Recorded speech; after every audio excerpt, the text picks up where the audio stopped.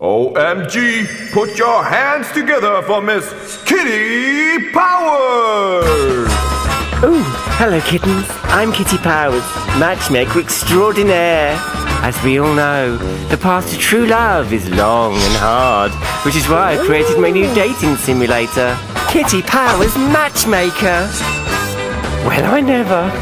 I've got a little black book full of lonely hearts. Okay, so we've sat down in the UK trade area here at GDC to catch up on a game that I gotta admit, I don't know a terrible amount about, Kitty Powers Matchmaker, but the title is such an intriguing thing that I gotta ask you, what kind of game is this? Okay, so it's basically you run a matchmaking agency, so it's a dating simulator, but it's a dating simulator with a difference because what we've actually tried to do is design from scratch systems to actually simulate what it's like to date. The whole process of dating, from picking somebody from their profile to match your client, through to making your client look good in the salon and then sending them on the date and guiding them like a wingman through the conversations and the random events that can happen on the date that will try and trip you up. And then if you impress the client and the candidate enough, you can actually, at the end, you kind of have to hedge your bets about whether to see them again for a second date or actually go out, or propose to sort of go out with them. So it sounds a little bit like it's a management game in that respect, that you try to manage this. It's a quite light management game. The meta game is not as deep as something like Theme Hospital or something like that, but there's a lot more depth in the way that we portray the characters, because what we really wanted to do is take a realistic but kind of spoof look at dating. So as well as instead of like the romantic soft focus version of dating sims that you usually see in like Japanese dating sims, we've actually gone for a sort of spoofy, campy, kind of carry-on film version where people have real, like, bad habits and guilty pleasures that they don't like to talk about on a first date, and kind of silly. There's some sort of affectionate parodies of stereotypes of people that you'd expect to see. You can even create your own avatar, which will appear in other people's games, so that you will see real people's avatars in your game as customers and your Facebook friends and stuff if you connect it up. And it's all tied together by your boss, Kitty Powers, who's actually played by me. It's my drag alter ego. She's about 8 feet tall and pink. She loves pink, so everything in the game is pink and fluffy because she thinks she's very romantic. So I appear in the game making silly comments and giving you sarcastic remarks when you do stupid things, basically.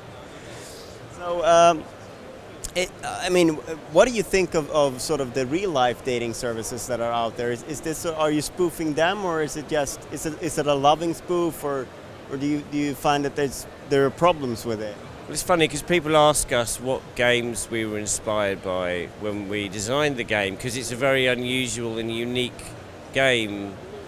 And actually the nearest things we can think of are dating websites and game shows, and dating game shows, especially the ones in the UK that are really cheesy. So that's kind of the things that it's almost like playing a game show with lots of little rounds, if you like, that you have to survive.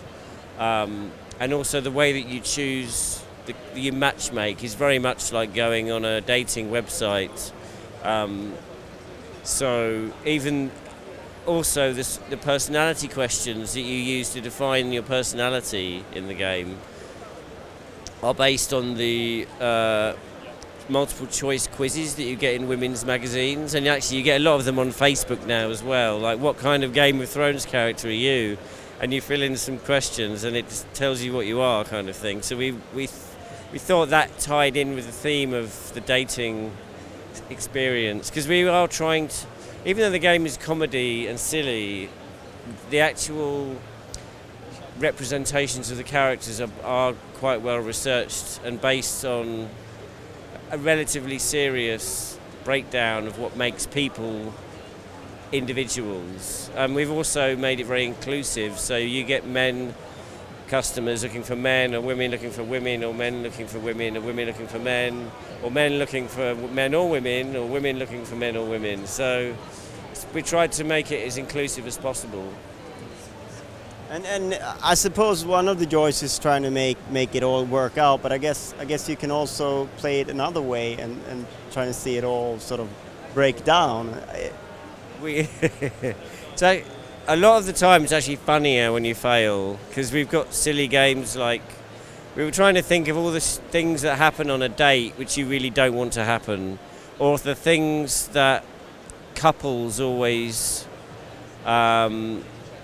sort of talk about as a funny anecdote. So one of them might be that your client suddenly gets stomach upset and needs to fart, but they want to stifle it so that the date doesn't see them farting. So you have to play a little card game in order to see whether you can hold it in or not.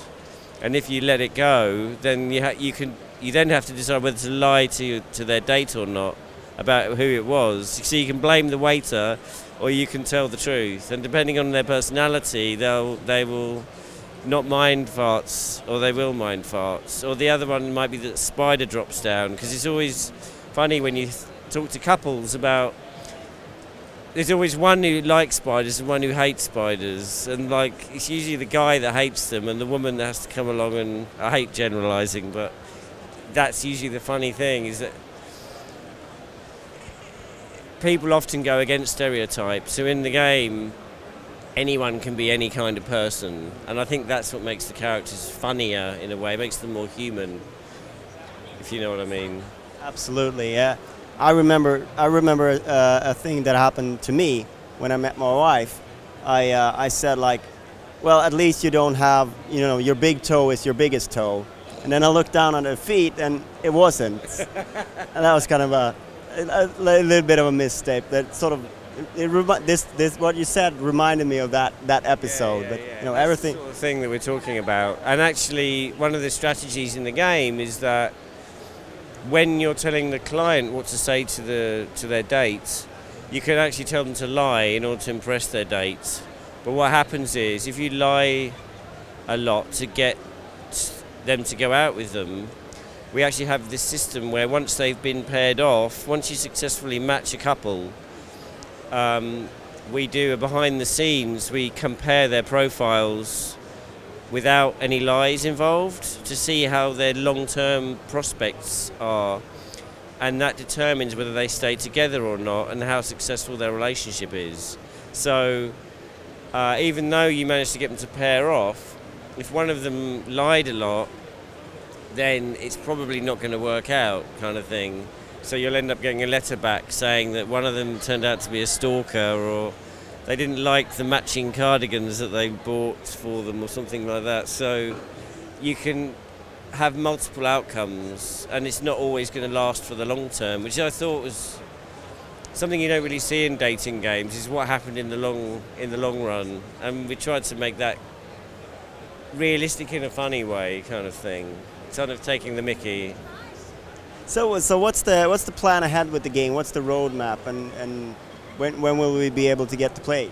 Well, it's funny. We made the mobile versions for Android and iOS end of last year, and then since then we've been working on a Japanese conversion, localization, and we've actually had the artist Hato Moa, who did Hatoful Boyfriend, which is a pigeon dating game. She has actually drawn the characters to make them look more appealing to a Japanese audience for the Japanese version.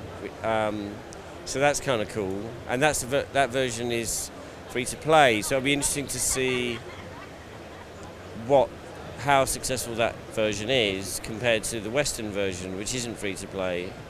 And then also we're doing a Steam version which is coming out in the summer, so we're recording some VO so that the game has a bit more of a luxurious sort of detail to it. So Kitty Powers will actually speak to you properly in the Steam version. Can you do her voice, or will it be you doing the voice? Yeah. Hello, kittens. Yeah, it's funny. The recording sessions are always really amusing. I did all the voices for the characters in the game as well. They don't speak, but they make funny noises. They sort of like talk like Mr. Bean, if you know what I mean. Like, ooh, kind of that kind of thing. Thank you so much for your time. You're all right.